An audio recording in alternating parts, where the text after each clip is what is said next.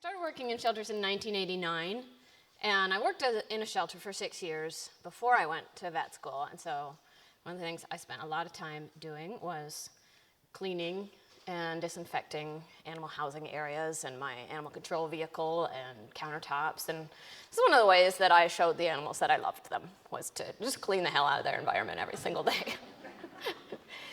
And one of the first moments when I was in vet school, and I thought, my gosh, somebody really needs to connect what veterinarians know with what people working in shelters need to know, is when I found out that the disinfectant we were using, called Parvostop, was ineffective against the class of viruses that included parvo. And I mean, it's kind of funny, but I spent hundreds, maybe thousands of hours spraying that stuff around, not because I enjoyed the smell, but because I wanted to protect the animals that were in my shelter. And so in the time that I've been fortunate enough to be able to spend all my professional life studying these things, I've accumulated a lot of information, not only about what works, but about what doesn't work. And I think knowing what doesn't work is one of the most important things that we can know, because we all have a lot that we need to do with our limited time and resources. And if we can stop doing things that don't work, then we can focus our energy on the really important practices that really can help us save lives. I want to point out a couple of things. Do you all know sheltermedicine.com? A lot of nodding heads, but if you don't, check it out. We've updated our sanitation information page pretty recently, so if you want a written out form of this PowerPoint, you can go there to read more and see some additional resources. And do you all follow us on Facebook? Excellent. We're trying to catch up with the ASPCA, and as of last count, well, as of this morning, we had 3,081 followers, and I stopped counting when they were up over 900,000. But we just found out our 3,000 followers have 3,000 friends each. So if they could just get their 3,000 friends to follow us, we'd be almost there. And since I'm not in the social media workshop, I need your help. Please follow us on Facebook if you do Facebook, and if you don't, get your friends or your children or your coworkers to do so. So I think a lot of you are familiar with this, but I just want to mention it. There's different ways that disease spreads. Disease is carried in all kinds of fluids and things that fall off of and are in animals. Hair and saliva and feces and urine. And then there's different methods by which it spreads. So direct contact is one method, obviously. And that's something that's relatively within our control. So when we have animals that we know are at risk of transmitting a disease, we can prevent direct contact. Airborne spread is another way that disease can spread. That's probably the hardest one to control. The good news is, though, that if you control all the other means of spread, you can often do a very good job of controlling even the spread of diseases that are airborne. So you can protect most animals from airborne disease spread, even if you're keeping animals in the same airspace. The other piece of good news is that airborne spread is not really an issue with cats. How many of you already knew that? Okay, a few, possibly because you've heard me going on about this for the last decade. But this was another thing that was kind of stunning to me. We've actually known this since the late 70s, that cats just don't have the lung power to generate a true aerosol. So they can sneeze, they can spray germs and saliva and mucus about 5 feet, but they can't generate an aerosol that floats up into the air and across a room and down a hall and lands on another cat. So that's good news. They can certainly, and they're skillful at this, they can ensure that their hair is coated with everything that's in their feces, because they sit in their litter pans, and they can coat their hair with everything in their saliva, and then their hair can float around. But really, the volume of hair floating around is not so important. What's really important is what we carry on our clothing and on our hands. So it's kind of good news, bad news. We are the ones who spread disease most effectively in a shelter-type environment. And that's by means of being fomites. You all know what a fomite is? It's any object that serves to spread disease from one organism to another. So it could be your hands, it could be this podium, it could be a cage or a carrier, it could be the back seat of your car. is anything that becomes contaminated with a germ, a virus, or bacteria and spreads it to another animal.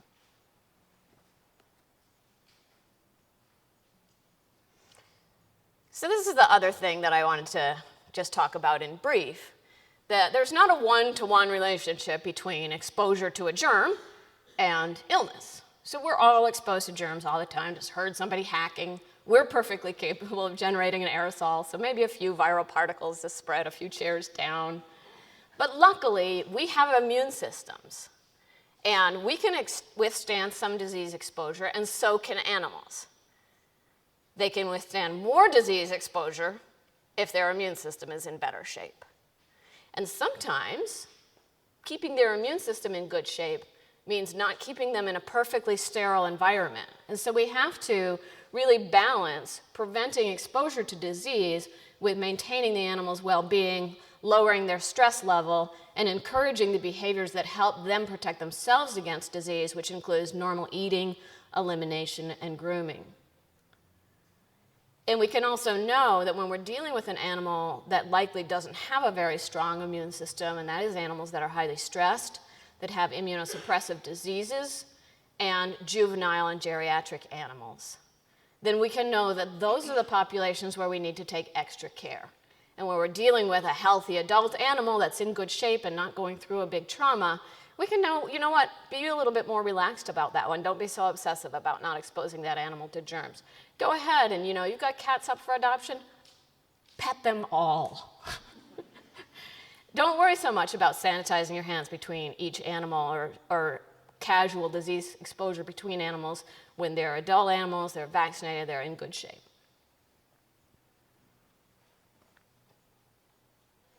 So I also wanted to mention we have what's called a threshold for infection.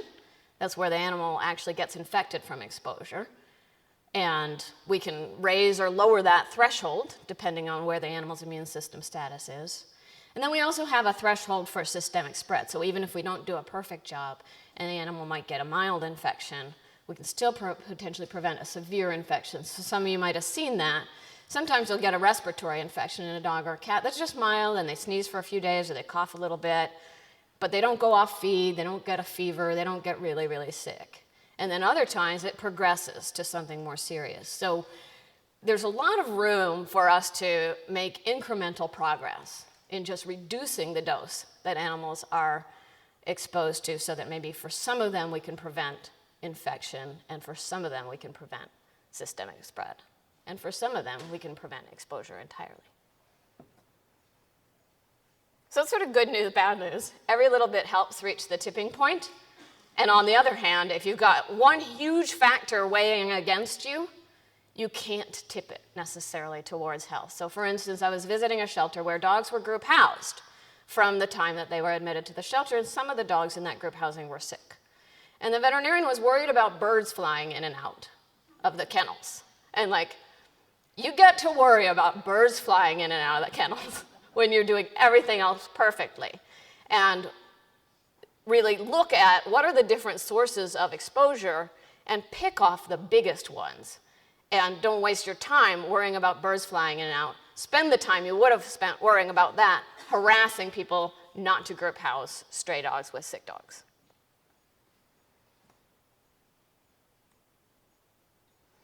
So we know, basically, sanitation is not a bad thing, right? In the perfect world, we protect animals from disease. We also protect staff, client, and visitor health. And it's important to realize that that's something, sometimes there are things we do that are really mostly for people protection and not for animal protection. And routine use of hand sanitizers is a great example. Even though we might not be spreading disease from cat to cat to cat if we go up and pet all the healthy cats up for adoption here, if then we eat something and we're a visitor to the shelter and we're not used to all the stuff that these cats have, the visitor actually could get sick. So even though we're not maybe worried about disease transmission to the cats, we have to be cognizant of disease transmission to the shelter guests, volunteers, and staff. Also, it creates, ideally, a pleasant and welcoming environment. It smells good, seems like a place where animals would be healthy and you would want to adopt a pet. And we can protect the environment and use our resources wisely, not spraying unnecessary chemicals into the environment and into our water system. What's the worst thing that could happen? Well, I already talked about one bad thing. It could waste your time. And it's wasted a lot of my time. It could waste money. It could waste chemicals.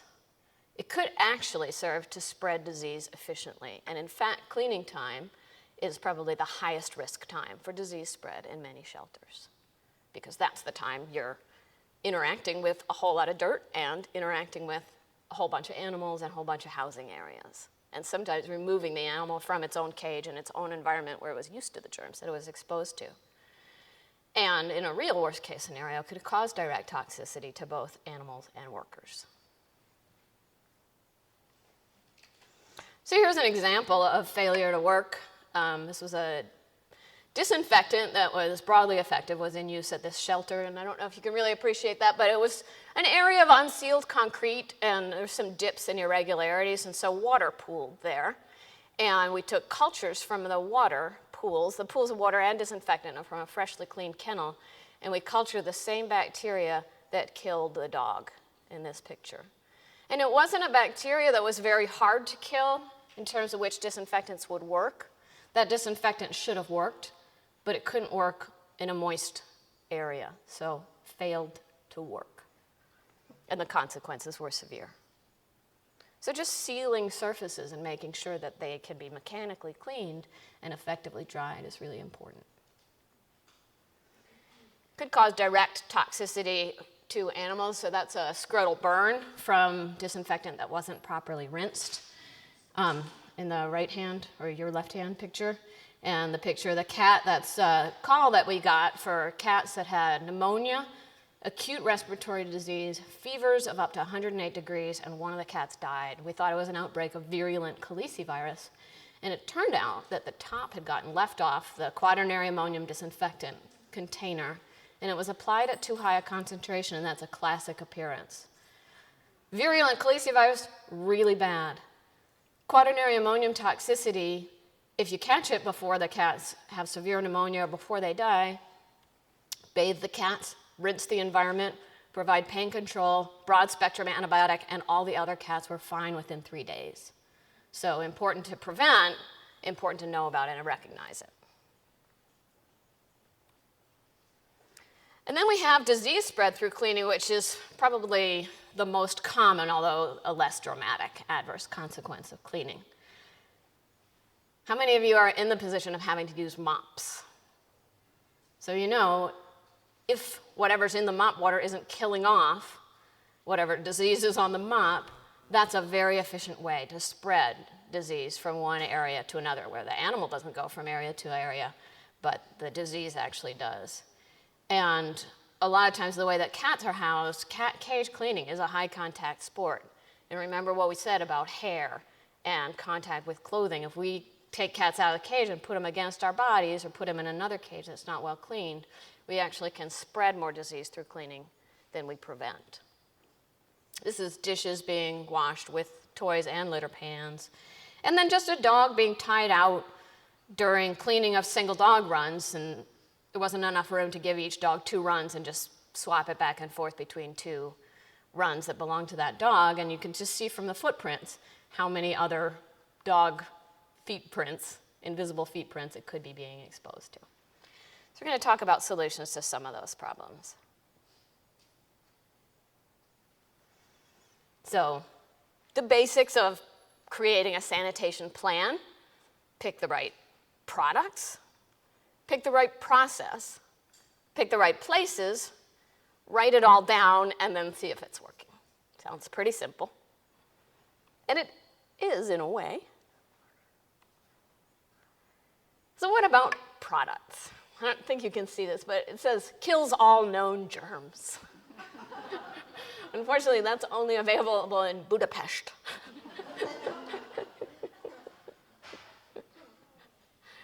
So what's the difference between a cleaner and a disinfectant? Yes. Yes.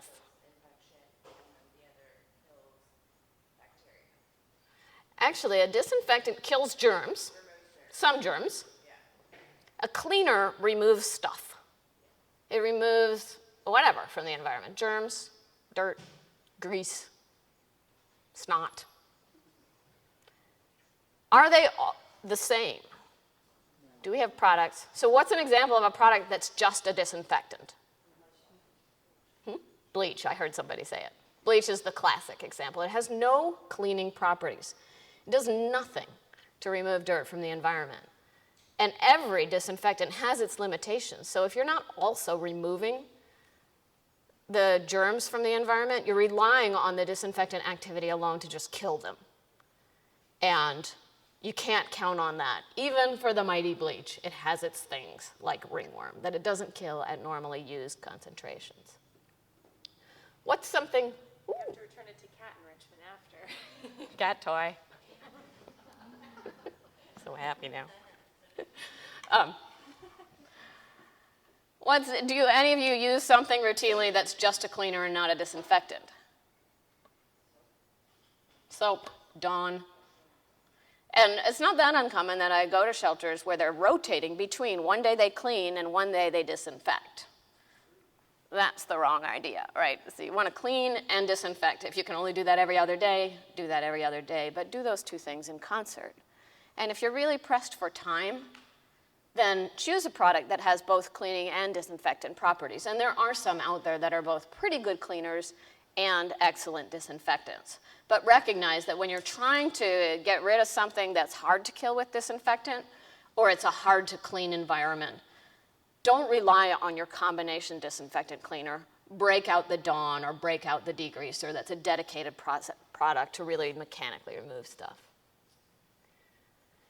So we want to choose a product that's appropriate to the situation, what we're trying to accomplish, and then we want to choose the spectrum of effect. Who knows? I mean, I've got ringworm up there. Y'all probably know that ringworm is one of the hardest ones to kill. What are the other hardest ones to kill? Parvo. And what's the cat equivalent? Panleuk. Anyone know the cat respiratory pathogen that's hardest to kill? Calicivirus. So with dogs, we have parvovirus, and there are a few other minor little players in respiratory disease that can sometimes be a problem that are very hard to kill that are in this group called the unenveloped viruses. But if you're in an environment where parvo is not a big risk, which includes any environment where you have dogs over 4 to 5 months of age that have been vaccinated for a week or more, you don't have an unenveloped virus that's constantly lurking there. And so you don't have to be hitting the environment with these powerful disinfectants every minute of the day, because it's just not a big risk. Or if you're in a community where you just don't see parvo much, you don't have to worry so much about using a disinfectant with that spectrum of effect. With cats, we always have to be a little bit more concerned about it because calicivirus is an ever-present threat with cats. So the good news is that the disinfectants that are reliable against the unenveloped viruses tend to be a little bit more costly, but we also don't need to use them in the kind of volume with cats that we need to use them with dogs. So if you're having to compromise on cost, better to compromise on cost in dog housing areas, especially those with dogs that are adult and have maybe a reasonable chance of having been vaccinated. You also want to think about what kind of contact time you can afford and how much organic matter is going to be present. So if you're trying to clean a gravel yard or wooden areas or areas with unsealed concrete, you have some different expectations of your product than if you're trying to clean stainless steel or a nice tile floor or your bathtub where you got your Foster litter. So choose a product that has the efficacy that you need in the face of organic matter. What's the one that's really just not good with organic matter? Bleach. Bleach again and all its ilk. So if you've got organic matter in the environment, if you've got one of those surfaces that's hard to get all the dirt out of, then you're going to want to be reaching for something other than the bleach family of products. So also penetration into porous surfaces is sort of similar. And then ease of application. This is a reality. A product applied correctly is better than a great product applied in a way that's toxic or in a way that's ineffective. So sometimes you have to make some compromises about that.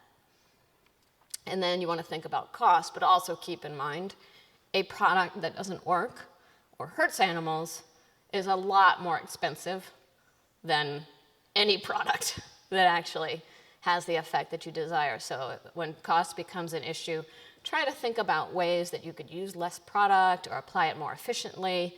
But in general, the product you need is going to be cost effective if you think about the disease that you can prevent. No need to rotate disinfectants per se. I see I have it on the slide and I want to mention it, and this might be the place to do it. It's not like with antibiotics where the antibiotic targets something fairly specific in the germ's life cycle, and so resistance can develop. Resistance doesn't develop to disinfectants. It attacks the germs on a much more fundamental level, so you don't need to switch them out. You might want to have some different disinfectants in your lineup just if they have a different spectrum of effect, and you don't normally deal with parvo, but all of a sudden you are, or you don't normally have to clean up areas that have a lot of organic matter, but all of a sudden you do. But you don't need to switch out a month of bleach, a month of quaternary ammonium. So these are some common options that are out there. Bleach. Bleach is close relative, but harder to say. Sodium dichloroisocyanurate. Brooklyn. Any of you are using Brooklyn? How about calcium hypochlorite, which is also in the bleach family, which is Wissi-Wash? Any of you using Wissi-Wash? Okay. Any of you using bleach? Okay. So these have the same characteristics of poor activity in the face of organic matter, reliable activity against unenveloped viruses, and both of them come with systems for application. And so in a shelter environment where there's maybe low skill on the part of staff and there's a need for a really cheap product, these can be good alternatives to bleach. There's not a lot of mixing that has to be done. The Brooklyn comes with this device called the roaming Fromer, which is sort of awesome, that has soap and brushes and all kinds of stuff that can help to apply the product correctly. And same with Wissi-Wash. It comes with an application system, so you can use it in a hose end kind of context. You don't have to be fooling around with mops and buckets, and it's very cheap. Alcohol, we mostly use this in hand sanitizer context, not for environmental cleaning. Some activity against calicivirus, but not against the parvoviruses and panleukopenia. Then we have potassium peroxymonosulfate. How many of you are using that, trifectant or Virkon? A handful. How many of you know that you're using a quaternary ammonium? We'll talk more about that. I bet a bunch of you are. If you're using something in a shelter type environment, not a lot of use of this in home type environments necessarily. Anybody using accelerated hydrogen peroxide or XLHP? Great. Anyone using chlorhexidine for environmental cleaning? It's good for animals' bellies, gentle on skin, gentle on germs, not a good choice for the environment. For tables and stuff like that, like at a medical hospital? No. Nope. It's not reliable against, it's not effective against the unenveloped viruses, so if you've got a cat shedding calicivirus on that table, it's not going to be a good choice for that. So the two really good ones for tables are accelerated hydrogen peroxide and trifectant, because they've got a good spectrum against unenveloped viruses, and they also have a more rapid activity. So they're effective within 30 seconds to 2 minutes, where for a lot of the older ones, we need a 10-minute contact time, so you don't often have that time with an exam surface.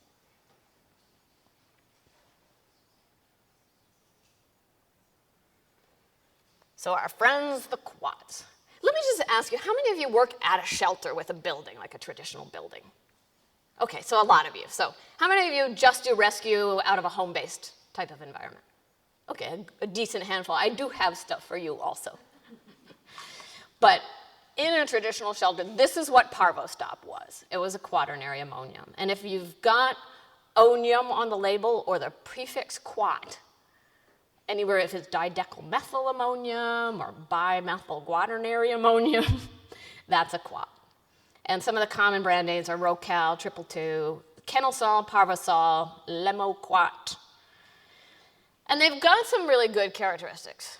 They can be cheap, relatively speaking, more expensive than bleach, but less expensive than some of the alternatives like trifectant or accelerated hydrogen peroxide. They are very flexible in the way they can be applied. So they can be applied through central systems or hose end systems. They've got okay cleaning activity, so they're okay cleaners for a single-use product for a lightly soiled surface. They have okay penetration into porous surfaces, so they're decent for like dog runs. But, and it's a big but,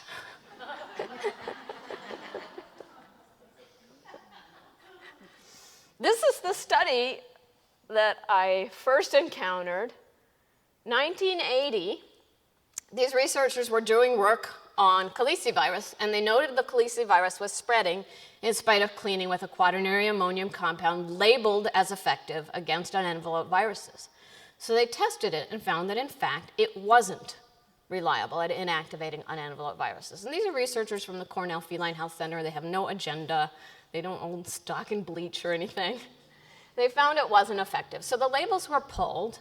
They were all reformulated, and then in 1995, retested by a university. Oops, they're not effective. So the labels were pulled, they were all reformulated. 2002, retested. Whoops, they're not effective. Labels pulled, reformulated, retested. 2009, whoops, they're not effective. So there are still products out there. They've been reformulated.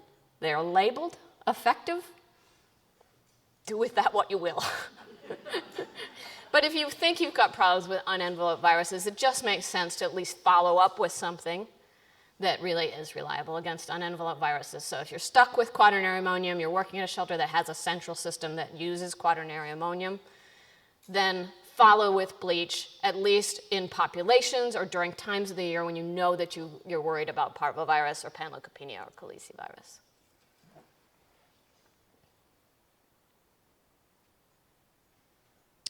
And I think I've already talked about the bleach family enough. Do people have questions about the bleach family? Yeah. Bleach can be effective against ringworm, but not at the concentration that we commonly use and that's sort of sane to use around animals. So bleach should be used on a routine basis at 1 to 32. That's 1/2 cup per gallon. At 1 to 10 or 1.5 cups per gallon applied twice with 24 hours drying time in between time, bleach can be effective against ringworm. I just wanted to make it clear that you're not killing the ringworm with your routine disinfection practices.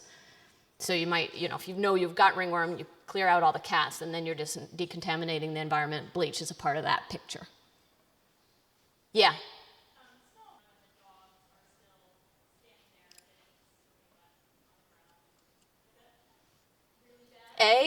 Don't do that. There's only 20 practices that are listed as unacceptable in the guidelines for standards of care, and that's one of the 20. It's really harmful for the animals. It's incredibly stressful. In many cases, it would be better to just not clean, just scoop in that kind of situation. If there is a need to clean, it shouldn't be sprayed. It should be applied with a mop. And trifectant or accelerated hydrogen peroxide are the two best products for mopping. They're reliable against the unenveloped viruses. They have pretty good reliability in the face of organic matter. So even if the mop water becomes contaminated somewhat, there's some chance that the remaining disinfectant is still going to work. The other thing that they can do if it's just one dog per kennel is a move down one system. And you can look on our website for more information on how to implement a move down one cleaning protocol. And you could talk to me afterwards too. That situation makes me really sad. I'll take 2 more questions and then we'll move on. If I bleach, do I bleach, wait 10 minutes and rinse, or bleach it, re-dry it? Is there like a better way to use the bleach? Yeah, so bleach does require a 10-minute contact time. So you want to bleach and then wait 10 minutes and then rinse and then dry. So it's it's a cheap product. It's very readily available. It's also flexible in the different ways that you can apply it. You can get high concentration bleach that you can use in central systems, but you have to pre-clean the surface. Then you have to put the bleach on. Then you got to wait the 10 minutes. Then you got to rinse it. Then you got to dry it. So time-wise, it's more costly than some. And then did you have one more?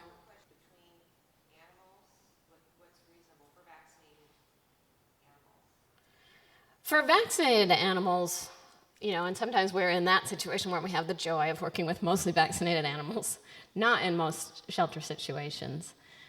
You can be a lot more casual because you're just not going to see parvo being transmitted in that type of environment. But still, accelerated hydrogen peroxide and trifectant, two that are labeled for rapid action and good activity in the face of organic matter and reasonable cleaning efficacy. So as far as a single-use product goes, those are pretty good. The other thing to think about is how often do you have to remix it?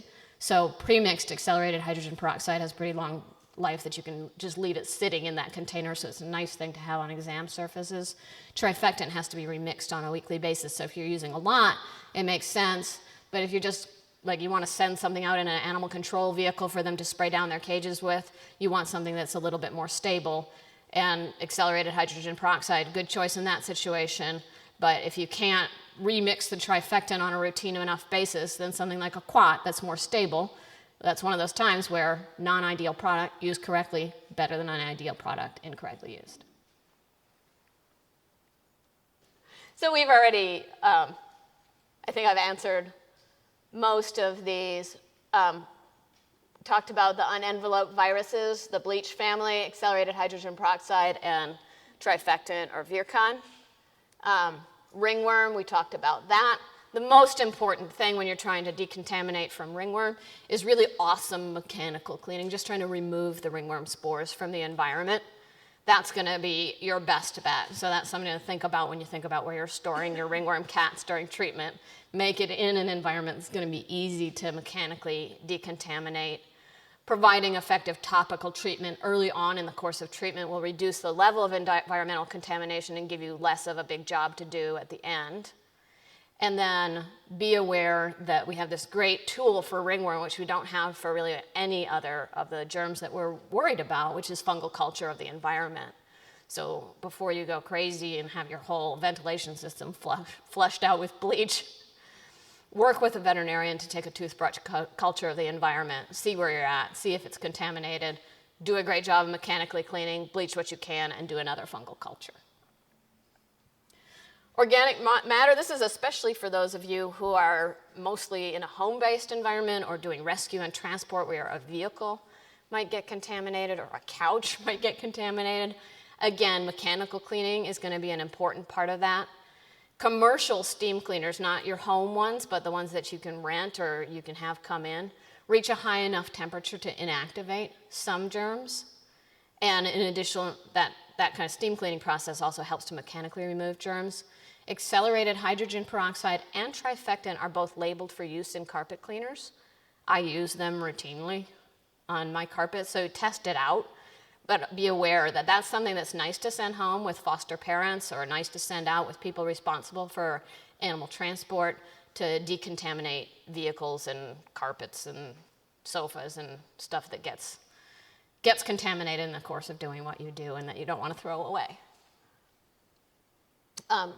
Same with outdoor areas that get contaminated. So if you spray bleach on a yard, it's not going to work because the yard is made out of organic matter. If you have contamination of a yard type environment, one thing you can do is just flush it by irrigating that environment and then making sure that there's a drying process that happens to the extent possible, just given the climate. Exposure to sunlight can really help to decontaminate those environments, so be cautious about really moist, dark environments as outdoor areas, especially for animals with unknown health histories. And then you can try also irrigating that area with potassium peroxymonosulfate, so trifectant or accelerated hydrogen peroxide. If you have parvo there, how long do you think for the sun to kill? We don't have a totally set time. You know, if it's a grassy play yard and it's Sacramento in the summertime, you're probably cool with a few months. But, you know, if it's wintertime and it's dark, parvo has survived for as long as a couple of years when it's protected from sunlight and drying. So if there's a place where there is a tree or a picnic table even, you know, you want to be cognizant of that. Of course, it's not going to be at the same dose level 6 months later or a year later that it was when the initial contamination took place, especially if you made some efforts to decontaminate. But they did this they were trying to reintroduce wolves into northern Wisconsin, and there had been parvo contamination of a den, and this researcher, you know, we might as well learn from this, and some dogs paid the price, took some dirt out of that den 2 years after the parvo, put it in with some puppies, and they all got parvo. So no joke, parvo can live a long, long time. And that's why if you have the routine need to have puppies that are going to be vulnerable and at risk for parvovirus, just don't torment yourself. This is Guide Dogs for the Blind before they spent $250,000 managing a parvo outbreak. And this is the day after. They're starting to rip up that sod and replace it with concrete. And you can get, there's nice fake grass these days that you can get. Any of you using some fake grass type products in your play yards? What are you using? The grass.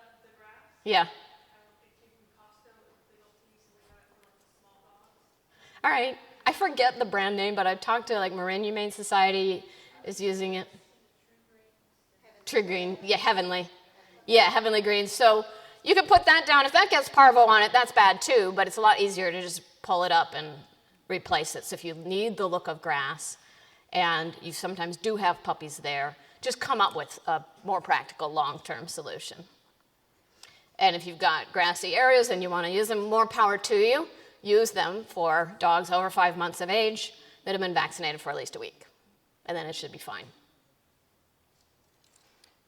Ways to make poison gases using chemicals you have in your shelter. This is alcohol. It's actually labeled bleach, and it's a quaternary ammonium based on the color. So let's not do that. Bleach and trifectant, really noxious. Quaternary ammonium and detergent inactivates the quaternary ammonium, so you can't use quats with soap. You actually can use quats with bleach, although bleach and ammonia, poison gas, so not to be confused.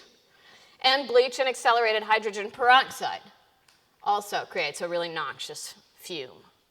So it's good to have a few things in your arsenal as far as what products you can choose from, but the more is not merrier when it comes to mixing the products. Really, it has to be as directed by the manufacturer, or just use them one at a time, rinse them before you use another product. Label clearly with the product and the expiration date, whether that's the expiration date for that actual product or whether you just mixed your trifecta and it's good for 7 days. Label it with the date when it needs to be remixed. And if you're using something that needs to be remixed routinely, just have a day of the week where you routinely remix. Or if you're using something at home, just every time you bring home a new foster litter, check and make sure your product doesn't need to be remixed. If you're using bleach, store it in a light-proof container and remix it once a month. I just noticed that in the lab across the hall from my office, our bleach is in a non-light-proof container with no date on it. This is another little cat that was suffering from quaternary ammonium toxicity. This is actually at the teaching facility at UC Davis. And he actually jumped up and showed how he had managed to toxify himself and all his kin, which is by sticking his little skinny arm up that hole and knocking over the container that held the concentrated quaternary ammonium, and it dripped down the wall, and there was just a little drip of green disinfectant. He got it on his fur, licked it off, and like 8 cats out of that room were exhibiting classic signs of quaternary ammonium toxicity.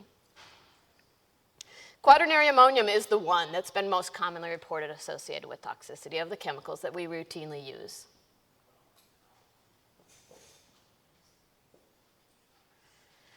So we talked about the product, but like I said, if you apply it wrong, it doesn't matter how great the product is, it can still fail to be effective.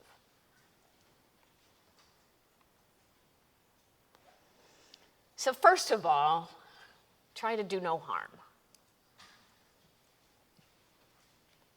And this is something I was so guilty of when I worked at an animal shelter. It's like, there's only so many ways you can show you care to the animals, right? You can overfeed them, you can overclean them, you can, or you can write cute cage cards to promote them for adoption. But once you've exhausted your cage cards, we try to just protect them by cleaning them. And what's happening for these cats? They've been pulled out of their cages, placed in a carrier that in itself is not very easy to clean, harder to clean the cages because it's scratched plastic. Very stressful for the cats. In a study that we just completed where we looked at risk factors for upper respiratory infection across 9 shelters nationally, increased frequency of movement in and out of the cage or from one cage to another in the first 7 days of care was one of only a small handful of risk factors that we found was significantly associated with a greater risk of upper respiratory infection. So this really takes a toll on cats, not only from the disease exposure, but from the stress that it induces. And this is a shelter that shall remain nameless, but it's a nice fancy new building in California.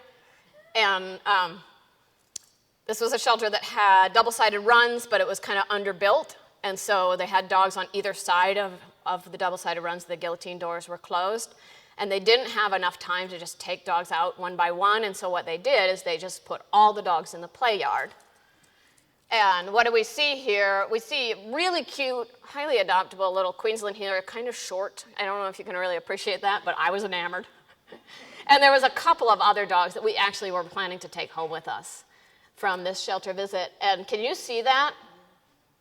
That's coming out of this skinny hound. It looks like parvo. I mean, it's pure blood. It also could have been distemper. And every single dog was closely exposed to a massive dose. Would have been better to keep 2 dogs per run and just keep them in their run. Would have been better just to scoop. Would have been better to have fewer dogs. So many things that would have been better, but this system of cleaning really was putting the dogs at enormous risk. So think about, like, if you come to a point where you're like, we just can't do this right, think about whether it would be better to not do it at all.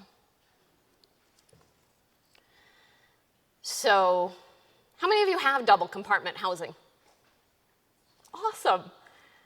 How many of you have double compartment housing but can't use it correctly because you get too full? Bummer. So recognize the cost that imposes is not only the increased cost for staff time and just the complication of trying to clean, but also the cost that imposes in terms of creating disease and lowering the number of animals that make it out to the point of being released alive. And think about whether you can't move animals through more quickly or delay intake for some animals so that you can use that double-sided housing for the way it's meant to be used. It's probably one of the most powerful things you can do to protect animal health. So, limits chemical exposure. We don't get dogs being splashed by animals on either side. Here's double compartment housing for cats. How many of you have double compartment housing for cats? Excellent. I mean, that's going up from what there used to be. From the time, how many of you have it from the time of intake? Woohoo! For the rest of you, we have posted on our website how to make portals in your stainless steel cages so you can create double-sided housing for cats. That was the other most powerful predictor for respiratory infection risk in our study. But I'm really aiming to talk to you about mostly things that you can do today. I think I've talked enough about this. Built-in systems for an actual shelter facility, those are great. And if you work at a larger facility, it's great to get something that just premixes the chemicals for you. Accelerated hydrogen peroxide and the quaternary ammonium compounds and those bleach products that I mentioned are really the best products for that type of system. So it's nice that accelerated hydrogen peroxide is out now. It used to be that really quaternary ammonium was the product of choice for a central system. If you have to use mops and buckets, first of all, choose a good product for that. Are any of you who use mops and buckets using something like this? Could you? This way, you put rinse water in one side, disinfectant in the other side, and it maintains the activity of the disinfectant. So you clean an area, you rinse the mop in the rinse water, and then restock it with relatively clean disinfectant. It's more likely to work. Label your mop buckets and other cleaning products by colors so that they just stay in the area that they're meant for. And especially prioritize juvenile animals and animals that have been vaccinated for less than a week. make sure that in those areas you're taking special care to mix mop water up freshly and make sure that the cleaning implements that you use in those areas stay with those areas. The worst thing you can do is migrate a mop bucket, say from the front office into a puppy holding area where puppies might be on the floor, or migrate something from an intake area where you have a lot of traffic going back and forth into an area where you might have kittens on the floor of a get acquainted room. So think about who's contacting, what surfaces, and prioritize really effective practices for the populations most at risk. How many of you are using a built-in system? Not very many. Probably a lot of you aren't from giant shelters, but this was something stunning we realized, so I'll just mention it. They're great because they take all the guesswork and hazards out of mixing chemicals, so that's nice. And there's some pretty small wall-mounted type of systems, or there's giant central systems. But they have these little tubes in them. Those tubes need to be replaced every 3 to 6 months, or they start putting the wrong amount of disinfectant in, too little disinfectant in, so it's not going to be effective. And the manufacturers aren't real aggressive about making that information available, so good thing to know if you're using one of those systems. This is one of the delights of my existence, that I get to sit around and read really obscure articles about various unsanitary conditions that make me afraid to stir out of my home. When people wash their hands and then touch surfaces with wet, undried hands, they were able to transmit 68,000, 31,000, and 1,900 microbial units, respectively. If they dried their hands using 10 seconds with a cloth towel and 20 seconds with an air towel, it reduced those numbers to 140, 655, and 28. So an enormous reduction. In fact, by moistening a surface, if you don't kill all the germs on it and you don't dry it, you facilitate germ transfer. And like if you're in the airport and you're in a hurry and you go to the bathroom and you're not going to dry your hands, it would be better not to wash your hands. Gross as that seems. And, so running out of paper towels, poor choice in an animal shelter. Think about that also in terms of surfaces. If the floor is moist, that's going to facilitate tracking disease all around the facility versus if the floor is dry. So that's why, if you're going to be moistening the surface, you want to combine that moistening with a chemical that's going to inactivate germs. Questions about that? Yeah. What about using towels instead of paper towels to dry? So really, this is an area where single-use towels are worthwhile. So, if you wash your hands and then dry them, you know that there's some germs still on your hands and they go on the towel. And then what do? You wash your hands, you've moistened them. Now they contact the towel and you rub them all around, and those germs from the previous person who used the towel can be transmitted to your hands.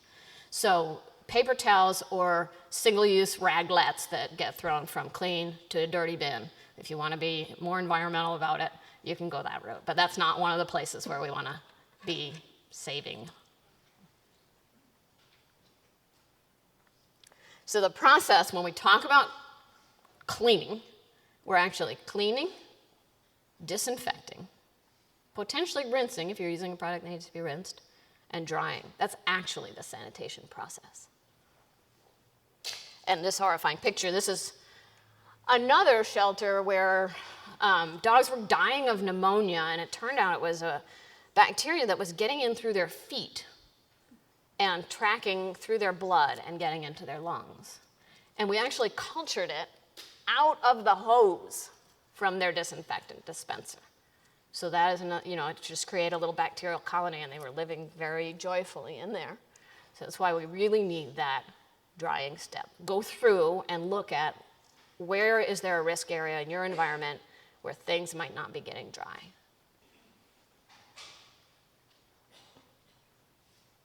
I already gave this away. What's the required contact time for a disinfectant? Some of them. It depends. Depends on the disinfectant. So I said, Excel, trifectant, labeled for 30 seconds to 2 minutes. So if you don't have a lot of time, you need to spend the money on a disinfectant that doesn't take a lot of time. It also really depends on the temperature and the amount of organic matter contamination. So if you're working in a cold temperature, it's going to require more contact time than it normally would. So err on the side of extended contact time. We don't have to worry about it that much, but if you're working in a cold environment. And it depends on the presence of organic matter. So if normally you would have a 10-minute contact time, but it's something where you just can't get rid of all the organic matter, it's a cat tree or an unsealed concrete floor, give it 2 hours of contact time. Just give it longer contact time to be active. And then closure time. This is something where it's fairly common, at least we did it. We'd just close a kennel for 2 weeks if it had a parvo dog in it. But 2 weeks was at least 1/52nd of the time necessary for the parvo to just die off on its own. So that wasn't going to help. And meanwhile, having a kennel out of operation for 2 weeks was quite a hardship for us at a small shelter. So if you killed it, you can reopen it. If you didn't, you're probably still in trouble. It can be sort of a compromise to just let it go through 2 or 3 full cleaning, drying cycles. You can just let it go through 3 full cleaning, drying cycles over the course of 3 days. Or if you're in a big hurry, you can do that 3 times in a row just to make sure that you got every nook and cranny and really got adequate contact with every surface. But no closure time. No arbitrary closure time really needed. If it's ringworm, just culture the environment to see how things are going. Finally, we got to choose the places to disinfect. We got a product, we got sort of a process. Now we need to match that with a place or a thing.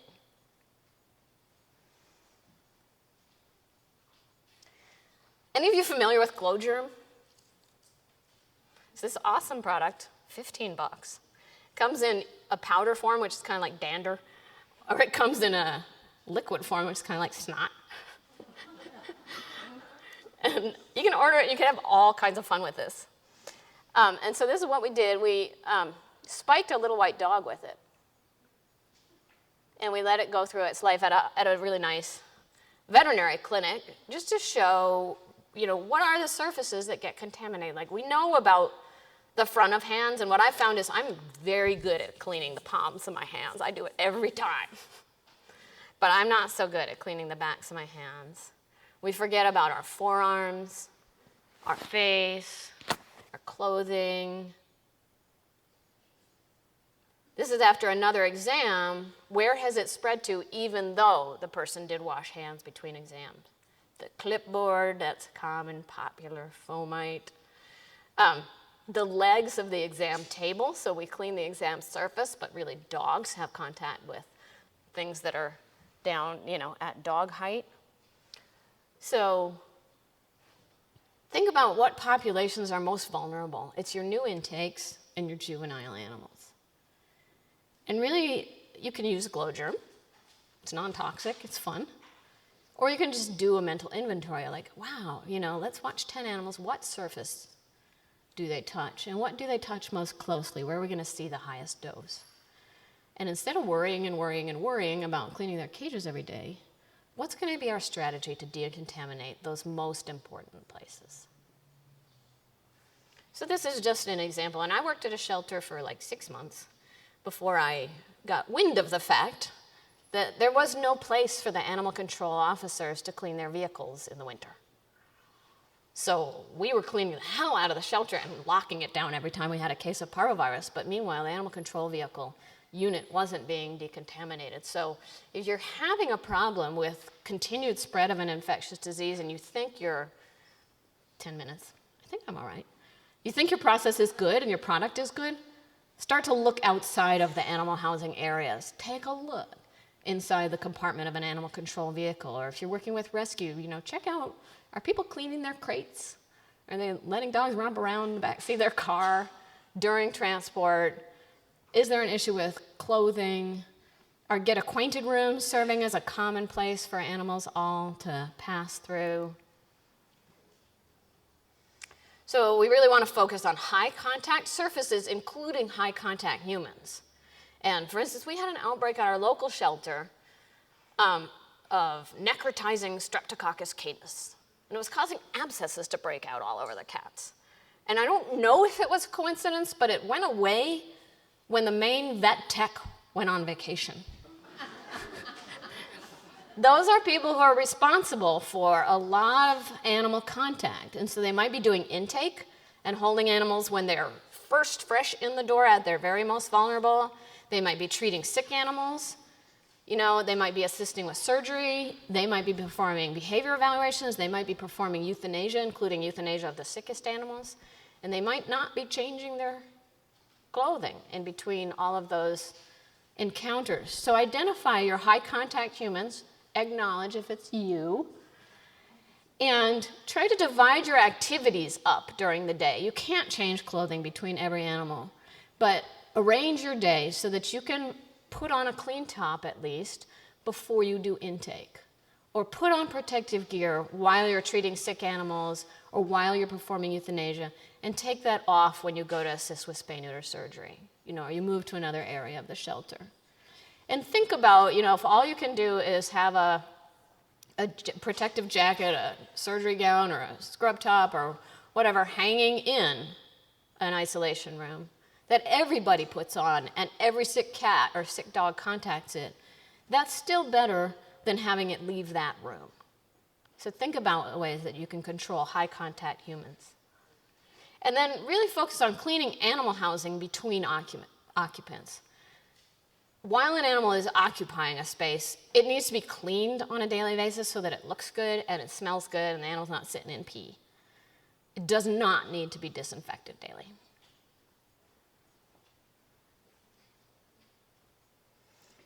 And this is just to put things in a little perspective. We kind of hate this at shelters, right? When people poke the cats, they pet the cats. Why do they do that? I do it myself, and I've been doing this for 21 years. Still, I pet the cats, and then I pet them with one end of my ballpoint pen, and then I pet them with the other end of my ballpoint pen, and then I pet them with my left hand. So we got this device, and we actually measured how many germs were on 4 centimeters of someone's hand after they petted 3 cats through the cage bars. And then we measured the germs on 4 centimeters of somebody's scrub top when they were halfway through morning cleaning in just typical cat housing where they had to. I mean, I didn't pose this picture. This is an enormous cat, and she just had to take her out of the cage in order to clean the cage. On the person's hand, there was about 67,000 units of contamination versus 2.4 million units of contamination on the scrub top. So if you can bypass one contact with a contaminated scrub top, you can pet approximately 54 cats with the same dose. And which is going to help more cats have a good experience while they're in the shelter and get out the door alive. Let people pet the cats. The single most important source of shelter cat disease, what is it? People? Stress. It's stress. It's not even disease transmission. A lot of cats walk into shelters pre-equipped with feline herpes virus, which causes upper respiratory infection. And so even if we never touch them, but we just scare them, a lot of them are going to get sick. So with cats especially, we have to handle them with kid gloves and recognize that by aggressively disinfecting, we can be doing more harm than good. So how many of you are already using spot cleaning? Are any of you working at a shelter where you're not using spot cleaning? Okay. To the extent possible, and sometimes, especially with really small housing, it's not possible, but to the extent possible, we don't need to use chemicals, just a plain cleaner on a day-to-day basis, and just tidy the cage, and if you can possibly leave the cat in its environment, it's easier for you, it's easier for the cat, and it can actually reduce feline disease. And this is something to just be aware of. When we track noise over time in animal housing environments, cleaning time is by far the noisiest time. And you can actually see animals that are sort of starting to fall asleep and then a cage door bangs and they wake up. And just being cognizant of opening and closing cage doors quietly, especially in feline housing areas, can be really an important factor.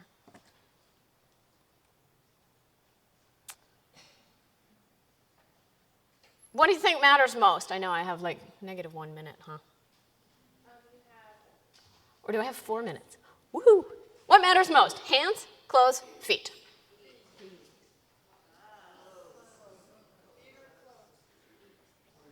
Well, I don't know. You know, when we looked at that 4 centimeters piece of a scrub top, wow, it really looked like clothes.